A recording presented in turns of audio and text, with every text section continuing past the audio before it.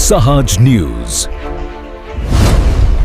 ભક્ત કવિ નરસિંહ મહેતા યુનિવર્સિટીના અનુસ્નાતક ભવનમાં સેમેસ્ટર 2 અને 4 ની પરીક્ષાનો પ્રારંભ. નમસ્કાર, સહજ ન્યૂઝ સાથે હું છું ગોપાલ ભેસાણીયા.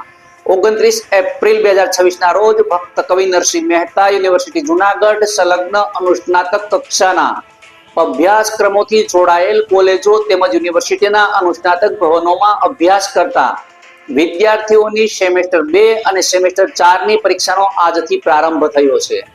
ગુજરાતી, ઇતિહાસ, સંસ્કૃત, રસાયણશાસ્ત્ર, જીવ વિજ્ઞાન, માઇક્રોબાયોલોજી, બોટની, એન્વાયરમેન્ટ સાયન્સ, સમાજશાસ્ત્ર અને સમાજ કાર્ય, કોમર્સ અને મેનેજમેન્ટ, અંગ્રેજી સહિત વિવિધ વિષયોના અનુસ્નાતક અભ્યાસક્રમોની પરીક્ષાઓ શરૂ થતા યુનિવર્સિટીના ભવન સેમેસ્ટર 2 ના 298 અને સેમેસ્ટર 4 ના 251 કુલ મળીને 549 વિદ્યાર્થીઓ પરીક્ષા આપી રહ્યા છે.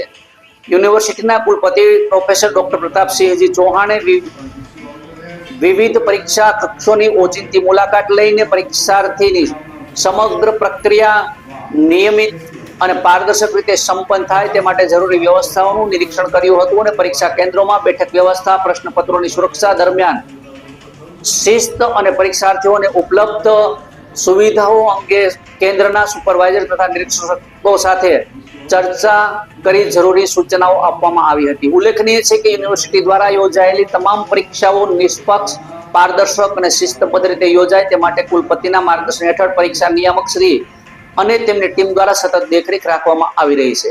આ તકે કુલપતિ ડોક્ટર પ્રોફેસર પ્રતાપસિંહજી ચૌહાણે તમામ વિદ્યાર્થીઓને ઉજ્જવળ ભવિષ્ય માટે શુભકામનાઓ પાઠવી હતી. બ્યુરો રિપોર્ટ, સહજ ન્યૂઝ, જુનાગઢ.